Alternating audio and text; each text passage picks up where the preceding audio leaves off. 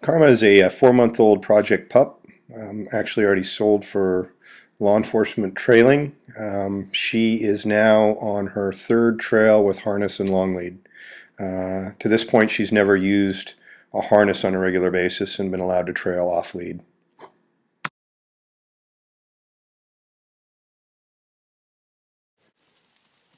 There you go. Stay behind her and let her have some lead. You're creeping up on her. You got all that lead and you're in this open space. You might as well use it, okay? It's important to see the trailing body language with the tail set, the head set, the total package that you know the dog's an odor. You can see that she's working scent, but there's going to come a time here when all that changes and she runs out of odor. It's when she pulls off here to the left of this little road, you're going to see everything start to change. Tail set, head set, but more important, direction of travel and what she's doing. The handler here, Joseph, doesn't know where the trail is. This is single blind. He doesn't know where he's necessarily going. So he's responding to the doggy body language. Right now she's looking for odor. There's probably some odor here, but just not a good constant trail. And I think that you're going to see that she's picking up odor in this general area here up against the grass and the bushes, but it's not an exact trail. It's probably blown scent. You'll see when she actually does pick it up, but more importantly, what I want you to do is watch the body language, the lack of direction of travel, the lack of consistent movement in one particular direction. Look how that head's up and she's just looking around. She doesn't really have anything right now. She's trying to find it, she's just not quite there. There's enough odor right here in this little pocket to keep her situated here looking for the trail, however. Our philosophy is always, if the dog does have some odor and appears to be working and not distracted, that you allow them this time to try to find the trail. They have to be able to do this on their own. If you show it to them, there's disconnect in the total package and they don't get the connection from the beginning of the trail, loss of trail, to the time that they pick it up again. They're just looking at you for guidance. Pay attention to the dog's body language as it starts to change as she nears the edge of the woods right here. She's trying to find the trail, distracted visually by this silver object, but watch everything start to change here. Her speed increases, tail set changes, and wham, there's your trail right there. This is completely unmarked. We don't know exactly where the trail layer walked, but you can tell by the body language based on the dog when she has scent. It's important not to confuse forward momentum with trailing, and that's unfortunately what a lot of people do. As long as the dog's moving, they follow and they believe the dog has scent. You actually have to have body language that says the dog has scent. Now you got a lot of wind-blown odor out here, and that's what's causing her to go out like that.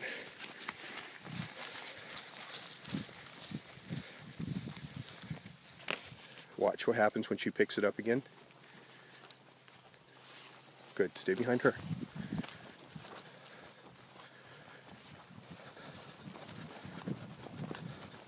What's happening is we've got this stiff wind, which is causing her to veer off. It's coming slightly from our right to our left. And she's following the, see, now she's back on it again.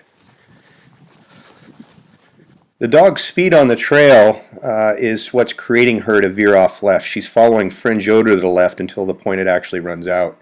You'll see the body language here where she doesn't have any more odor, but then she gets off on a distraction. Watch the body language change here, the tail set, the head set, and everything else that goes with it. That's a critter, get her off of it. Leave it, get to work. Leave it, get to work. Let's get her off of it. Leave it. Corrections on a distraction like that need to come fast. The dog can't be allowed to stay on the distraction at its own pace for as long as it wants to. You have to be able to recognize that body language and get the dog off immediately.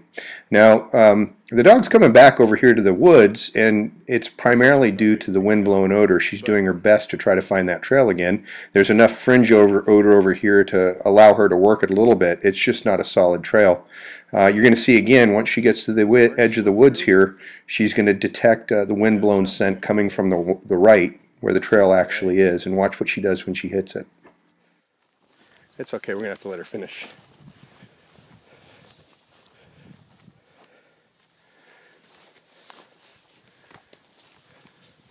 Oh, you see that good scent right there?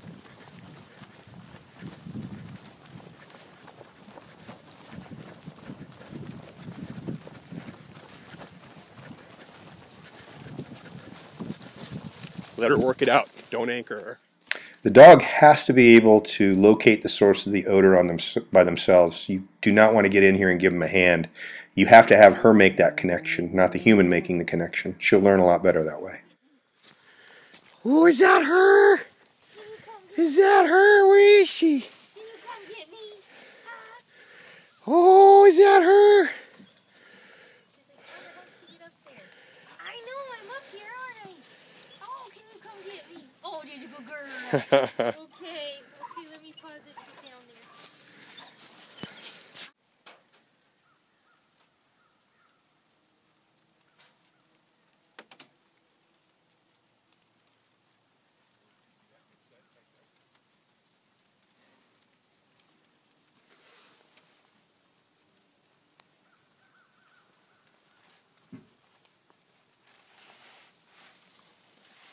Let her work it out. Don't anchor her.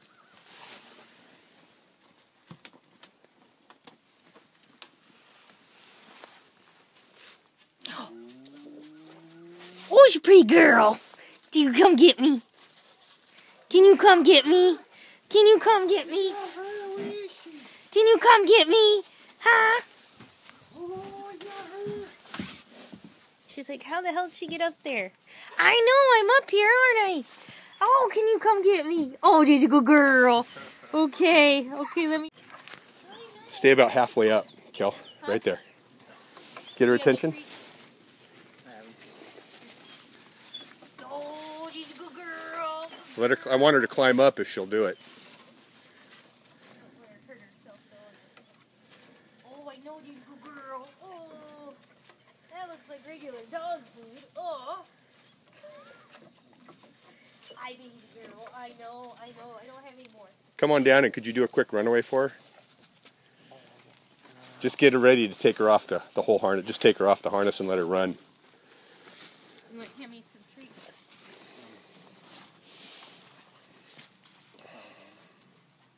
That was all? Oh, where's she going? Oh, where's she going? Oh, where's she going? Let her go. Oh, where's she going? Oh.